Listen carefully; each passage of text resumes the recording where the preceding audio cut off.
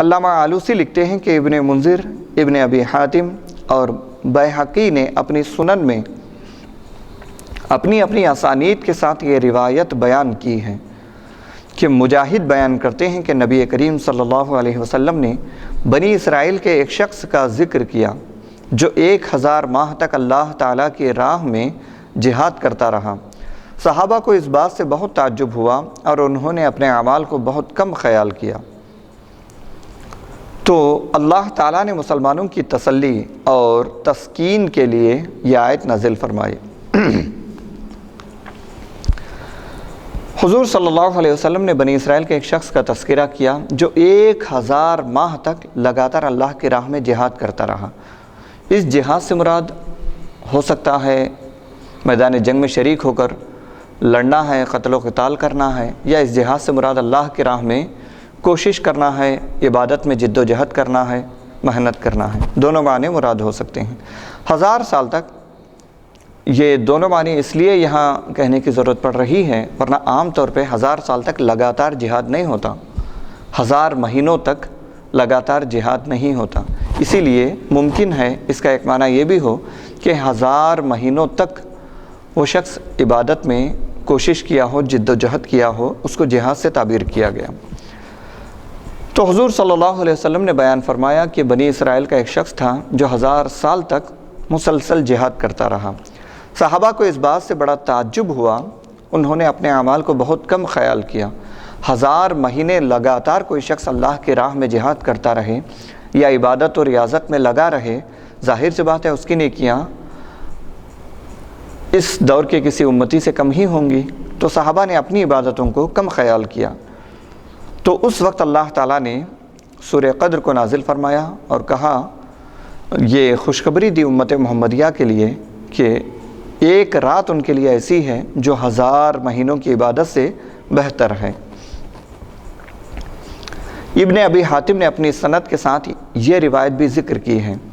علی ابن عروہ بیان کرتے ہیں کہ ایک دن رسول اللہ صلی اللہ علیہ وسلم نے بنی اسرائیل کے 4 اشخاص کا ذکر فرمایا جنہوں نے اللہ تعالیٰ کی 80 سال عبادت کی اور ان کی زندگی کا ایک لمحہ بھی اللہ تعالیٰ کی نافرمانی میں نہیں گزرا۔ آپ نے ان 4 اشخاص میں سے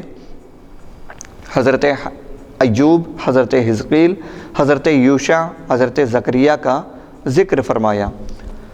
رسول اللہ صلی اللہ علیہ وسلم کے صحابہ کو یہ سن کر تعجب ہوا تو جبریل علیہ السلام نے آ کر عرض کیا، یا محمد صلی اللہ علیہ وسلم، آپ کی امت کو ان لوگوں کی 80 سال کی عبادت سے تعجب ہوا۔ اللہ تعالیٰ نے آپ پر اس سے بہتر چیز نازل کر دی ہے اور سورہ قدر پڑھی اور کہا، یہ اس چیز سے افضل ہے جس پر آپ کو اور آپ کی امت کو تعجب ہوا تھا۔ رسول اللہ صلی اللہ علیہ وسلم یہ سن کر خوش ہوئے، یعنی جن پچھلی امتوں کی جن عبادتوں کا تذکرہ سن کر آپ تعجب کر رہے ہیں یا آپ کی امت، آپ کے صحابہ تعجب کر رہے ہیں، آپ کو جو چیز عطا کی گئی ہے یعنی شب قدر، یہ اس تعجب والے معاملے سے بڑھ کر ہے، یعنی ان لوگوں کی جو عبادتیں تھیں ان سے کئی گنا بڑھ کر ہیں۔ کئی گنا بڑھ کر کیسے ہیں؟ اس طرح ہے کہ ان لوگوں کی لگاتار 1000 ماہ کی عبادتیں تھیں۔ امت محمدیہ کے لیے کتنا بڑا کرم ہوا کہ وہ عبادتوں کا ثواب ایک رات میں حاصل ہو جا رہی، ایک رات میں 1000 مہینوں کی عبادت کا ثواب حاصل ہو جا رہا ہے، اور یہ رات پوری زندگی میں ایک بار نہیں بلکہ ہر سال ایک مرتبہ ہمارے لیے عطا کی گئی ہے۔ لہٰذا ان عبادتوں سے بڑھ کر ہمارے لیے یہ رات ہے۔ اور یہ روایت بھی ہے کہ پہلے زمانے میں اس وقت تک کسی شخص کو عابد نہیں کہا جاتا تھا جب تک وہ 1000 ماہ کی عبادت نہ کرے، اس لیے اس امت کو یہ رات دی گئی تاکہ ایک رات میں عبادت کر کے ان کا شمار عابدوں میں ہو جائے، بلکہ پہلے زمانے سے بہتر عابدوں میں ہو جائے۔ ایک تفسیر یہ بھی ہے کہ بنو امیہ کی حکومت 83 سال 4 ماہ رہی ہے جو تقریباً 1000 کے برابر ہیں، اور اس مدت میں اسلام کے لیے فتوحات اور تبلیغ دین کی اہم خدمات ہوئی ہیں، لیکن اس رات میں عبادت بنو امیہ کی 1000 ماہ کی عبادتوں سے افضل ہے۔ واللہ تعالی عالم بالصواب۔ کئی لیلۃ القدر کے فضائل میں اللہ تعالیٰ نے جو امت کو شب قدر عطا فرمائی ہے اس کی کئی وجوہات بیان کی ہیں، اللہ ہی بہتر جانتا ہے کس وجہ کی بنیاد پر اس نے امت محمدیہ کو لیلۃ القدر عطا کی ہے۔ علامہ قرطبی کعب احبار کے حوالے سے لکھتے ہیں کہ بنی اسرائیل کے زمانے میں ایک بادشاہ تھا۔ اللہ تعالیٰ نے اس زمانے کے نبی کو وحی کی کہ اس بادشاہ سے کہیں کوئی تمنا کرے۔ اس نے یہ تمنا کی کہ میں اپنے مال، اولاد اور اپنی جان کے ساتھ جہاد کروں۔ اللہ تعالیٰ نے اسے 1000 لڑکے دیے۔ اس نے اپنے مال، اولاد کے ساتھ ایک لشکر تیار کیا اور اپنے مال اور اولاد کو لے کر اللہ تعالیٰ کی راہ میں چل پڑا۔ وہ ہر ماہ جہاد کرتا تھا۔ اس کا ایک لڑکا شہید ہو جاتا۔ جب ایک لڑکا شہید ہو جاتا تو دوسرے لڑکے کو میدان میں لے آتا۔ اس طرح ہر ماہ اس کا ایک لڑکا شہید ہوتا رہا، اور اس کے باوجود وہ دن بھر روزہ رکھتا، رات کو قیام کرتا، یہاں تک کہ 1000 ماہ میں اس کے 1000 لڑکے شہید ہو گئے۔ پھر وہ خود آگے بڑھا اور کفار سے قتال کیا، بالآخر شہید ہو گیا۔ لوگوں نے یہ سن کر کہا، اس شخص کی طرح تو کوئی بھی عبادت نہیں کر سکتا۔ یعنی 1000 لڑکوں کو لے کر کے 1000 ماہ تک اللہ کی راہ میں جہاد کرتا رہا، خود بھی شریک رہا اور اپنے مال کو بھی خرچ کیا، اپنی اولاد کو بھی اللہ کی راہ میں قربان کر دیا، 1000 ماہ تک مسلسل روزے رکھا اور 1000 راتیں مسلسل قیام کیا، آخر میں خود شہید ہو گیا۔ تو یہ سن کر لوگوں نے کہا، اس کی طرح تو کوئی شخص نہیں ہو سکتا۔ تو اللہ تعالیٰ نے آیت نازل فرما دی، لیلۃ القدر خیر من الف شہر، یعنی لیلۃ القدر کی عبادت اس بادشاہ جیسی 1000 ماہ کی صیام و قیام اور جہاد کی عبادت سے افضل ہے۔ علامہ قرطبی موطا امام مالک کے حوالے سے لکھتے ہیں کہ رسول اللہ صلی اللہ علیہ وسلم کو گزشتہ امتوں کی عمریں دکھائی گئیں۔ آپ نے دیکھا اس کے مقابلے میں آپ کی امت کی عمریں کم ہیں، اس لیے آپ کی امت سابقہ امتوں کی طرح عبادت نہیں کر سکے گی۔ آپ کے اس قلق کو، یعنی آپ کے اس پریشانی کو زائل کرنے کے لیے، ختم کرنے کے لیے اللہ تعالیٰ نے آپ کو لیلۃ القدر عطا فرمائی، اور اس ایک رات کی عبادت 1000 مہینوں کی عبادت سے بہتر قرار دیا گیا۔ علامہ قرطبی مجاہد کے حوالے سے لکھتے ہیں کہ اللہ تعالیٰ اس رات میں زندگی، موت اور رزق وغیرہ کے احکام مدبرات امور کے حوالے سے کر دیتا ہے۔ یہ 4 فرشتے ہیں، اسرافیل، میکائیل، عزرائیل اور جبرائیل علیہ السلام۔ اور حضرت ابن عباس سے روایت ہے کہ اس سال جس قدر بارش ہوتی ہیں اور یا ہونی ہے، جس قدر رزق ملنا ہے اور جن لوگوں نے جینا مرنا ہے، ان کو لوح محفوظ سے نقل کر کے لکھ دیا جاتا ہے۔ حتیٰ کہ لیلۃ القدر میں یہ بھی لکھ دیا جاتا ہے کہ کون کون شخص بیت اللہ کا حج کرے گا، ان کے نام اور ان کے آبا کے نام لکھ دیے جاتے ہیں، نہ ان میں کوئی کمی کی جاتی ہے نہ کوئی اضافہ۔ علامہ آلوسی لکھتے ہیں کہ علامہ طحاوی نے حاشیہ در مختار میں بعض شوافع سے نقل کر کے لکھا ہے کہ تمام راتوں میں سب سے افضل رات رسول اللہ صلی اللہ علیہ وسلم کے میلاد کی رات ہے، پھر لیلۃ القدر ہے، پھر معراج کی رات ہے، پھر یوم عرفہ کی رات ہے، پھر جمعہ کی رات ہے، پھر نصف شعبان کی رات ہے، پھر عید کی رات ہے۔ دیکھیے علامہ آلوسی نے اپنی عظیم تفسیر روح المعانی میں اس کو بیان کیا ہے، علامہ طحاوی نے اس کو نقل کیا ہے در مختار کے حاشیہ وغیرہ میں، کئی اماموں نے، کئی علماء نے، مفسرین اور محدثین نے اس کو نقل کیا ہے۔ وہ یہ کہ سب سے افضل رات رسول اللہ صلی اللہ علیہ وسلم کے میلاد کی رات ہے۔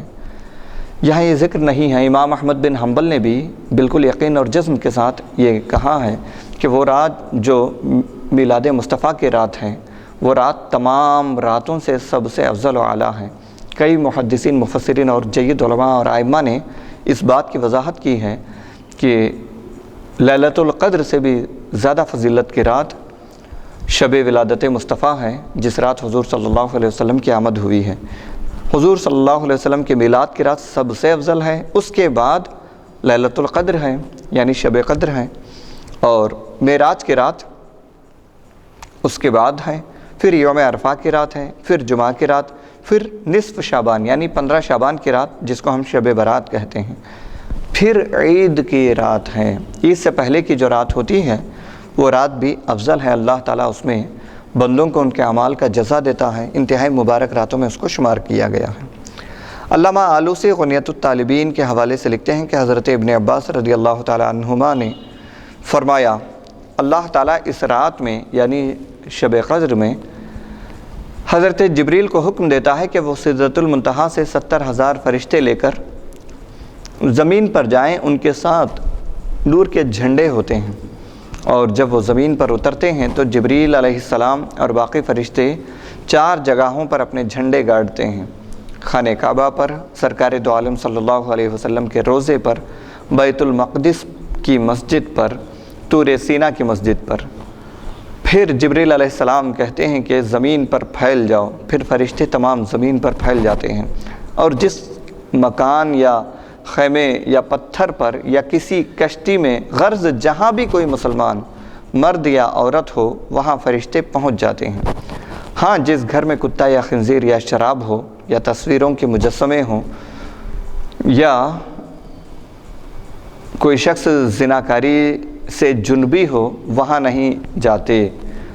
وہاں پہنچ کر فرشتے تسبیح اور تقدیس کرتے ہیں، کلمہ پڑھتے ہیں۔ دیکھیے اتنی جگہوں پر، یعنی کوئی کشتی میں ہو، کوئی کسی پتھر پر، کوئی کسی پہاڑ پر، کسی زمین کے ٹکڑے پر، کہیں مسجد میں، کسی گھر میں، جہاں کہیں مسلمان عبادت کر رہے ہیں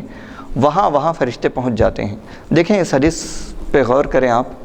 کہ اللہ تعالیٰ حکم دے گا حضرت جبریل کو کہ 70,000 فرشتے لے کر حضرت جبریل جائیں گے، اور زمین پہ اترنے کے بعد 4 مقدس مقامات پر حضرت جبریل جھنڈے نصب کریں گے، ایک خانہ کعبہ پر، ایک حضور کے روضے پر، ایک کوہ طور پر، ایک بیت المقدس کی مسجد پر۔ یہ 4 بالکل اللہ کے عظیم نشانیوں میں سے ہیں، 4 جگہیں۔ یہاں پر جھنڈے نصب کرنے کے بعد حضرت جبریل کہیں گے زمین میں پھیل جاؤ، یہ فرشتے ہر مسلمان تک پہنچیں گے، کوئی کہیں بھی ہو،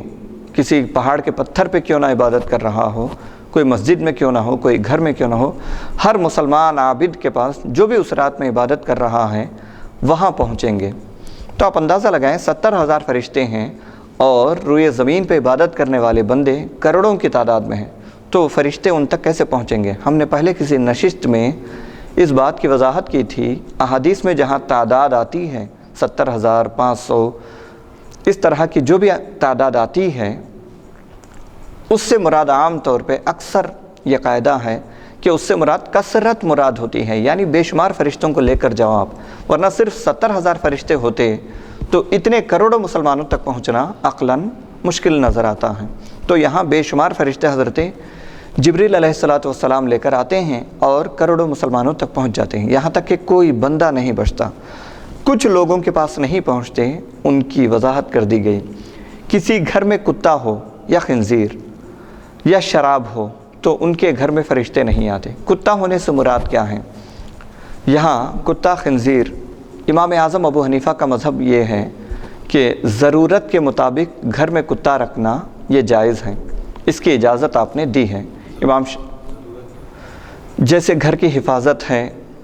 گھر کی حفاظت یا کسی اور مقصد کے لیے، کسی اور کام کاج کے لیے رکھے ہوئے ہیں،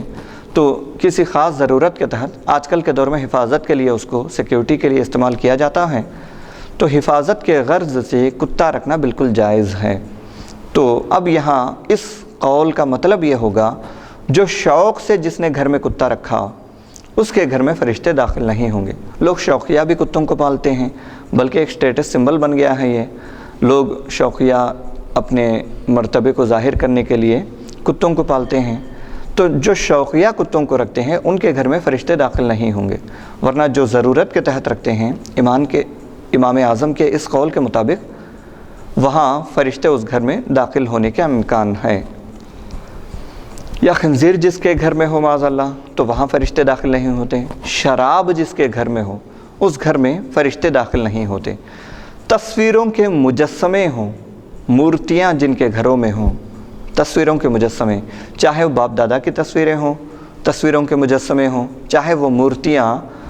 فیشن کے طور پہ آج کل وہ مورتیوں کو لا کر کے لوگ شوکیس میں رکھتے ہیں یا دیوان خانے میں عام گھر میں رکھتے ہیں، بڑی بڑی مورتیاں رہتی ہیں، اس کو فیشن کے طور پہ رکھا جاتا ہے۔ ایسی مورتیاں جن کے گھروں میں ہوں وہاں فرشتے داخل نہیں ہوتے، یا کوئی زانی ابھی ناپاک ہو تو اس کے گھر فرشتے داخل نہیں ہوتے۔ اس کے علاوہ جہاں بھی مسلمان ہیں ان تمام جگہوں پر فرشتے داخل ہوتے ہیں، اور وہاں پہنچ کر فرشتے تسبیح کرتے ہیں، اللہ کی پاکی بیان کرتے ہیں، کلمہ پڑھتے ہیں، اور رسول اللہ صلی اللہ علیہ وسلم کی امت کے لیے استغفار کرتے ہیں، ان کی بخشش اور مغفرت کی دعا کرتے ہیں۔ اور جب فجر ہوتی ہے تو آسمان پر چلے جاتے ہیں، فجر تک یہ فرشتے یوں ہی رہتے ہیں اللہ کی تسبیح بیان کرتے ہوئے۔ جو مومن بندے اس رات عبادت میں مشغول ہیں ان کی مغفرت اور بخشش کی دعا کرتے ہوئے فجر تک رہتے ہیں، اور جب فجر کا وقت ہو جاتا ہے، صبح صادق ہو جاتی ہے تو آسمانوں پر چلے جاتے ہیں، اور جب پہلے آسمان کے فرشتوں سے ان کی ملاقات ہوتی ہے تو وہ پوچھتے ہیں کہ تم کہاں سے آئے ہو؟ فرشتے کہتے ہیں کہ ہم دنیا میں تھے، کیونکہ آج محمد صلی اللہ علیہ وسلم کی امت کی لیلۃ القدر تھی، یعنی شب قدر تھی۔ آسمان دنیا کے فرشتے کہتے ہیں اللہ تعالیٰ نے آج محمد صلی اللہ علیہ وسلم کی حاجات کے سلسلے میں کیا کیا؟ فرشتے کہتے ہیں اللہ تعالیٰ نے ان میں سے نیک لوگوں کو بخش دیا اور بدکاروں کی شفاعت قبول کر لی۔ پھر آسمان دنیا کے فرشتے تسبیح اور تقدیس کرتے ہیں، یعنی اللہ تعالیٰ کی پاکی بیان کرتے ہیں، اور اللہ تعالیٰ نے جو امت محمدیہ کی مغفرت فرمائی ہے اس کا شکریہ ادا کرتے ہیں۔ اس کے بعد وہ فرشتے دوسرے آسمان پر جاتے ہیں، وہاں اسی طرح گفتگو ہوتی ہے، یعنی وہاں کے فرشتے زمین سے آنے والے فرشتوں سے پوچھتے ہیں کہاں گئے تھے؟ وہ پورا منظر بیان کرتے ہیں کہ ہم شب قدر میں جو لوگ عبادت کر رہے تھے ان لوگوں کے پاس سے آ رہے ہیں۔ پھر اس کے بعد وہ فرشتے بھی اللہ کا شکریہ ادا کرتے ہیں، اللہ کی پاکی بیان کرتے ہیں۔ اسی طرح سدرۃ المنتہا، جنت الماوا، جنت نعیم، جنت عدن، جنت فردوس سے ہوتے ہوئے فرشتے عرش الہی پر پہنچیں گے۔ ان تمام مقامات پر جو فرشتے رہتے ہیں وہ تمام فرشتے اسی طرح سوال کرتے ہیں۔ یہ جو فرشتے زمین سے آنے والے ہوتے ہیں وہ جواب دیتے ہیں، آخر کار وہ فرشتے عرش الہی پر پہنچیں گے، وہاں عرش الہی پر آپ کی امت کی مغفرت پر شکریہ ادا کریں گے۔ وہ فرشتے عرش الہی پر پہنچ کر امت محمدیہ کے اللہ تعالیٰ نے جو مغفرت فرمائی ہے اس پر شکریہ ادا کریں گے، اور کہیں گے کہ اے اللہ مجھے خبر پہنچی کہ گزشتہ رات تو نے محمد صلی اللہ علیہ وسلم کی امت کے صالحین کو بخش دیا اور گناہگاروں کے حق میں نیکوکاروں کی شفاعت قبول کر لی۔ اللہ تعالیٰ فرمائے گا اے عرش، عرش کہے گا یہ کہ اللہ تعالیٰ وہاں عرش الہی آپ کی امت کی مغفرت پر شکریہ ادا کرے گا، اور عرش الہی اللہ سے کہے گا کہ مولا تو نے امت محمدیہ کے لوگوں کی بخشش فرما دی۔ تو اللہ تعالیٰ کہے گا اے عرش تم نے سچ کہا، محمد صلی اللہ علیہ وسلم کی امت کے لیے میرے پاس بڑی عزت اور کرامت ہے، اور ایسی نعمتیں ہیں جس کو کسی آنکھ نے نہیں دیکھا، کسی کان نے نہیں سنا، اور کسی کے دل میں ان نعمتوں کا خیال بھی نہیں گزرا۔ یہ تمام واقعہ شب قدر میں پیش آتا ہے۔ فرشتوں کو زمین پر نازل کرنے کی کیا حکمتیں ہیں؟ قرآن کی آیت میں، سورہ قدر کی آیات میں اور احادیث سے پتہ چلتا ہے کہ اللہ کے مقدس فرشتے اس رات کو خصوصی طور پہ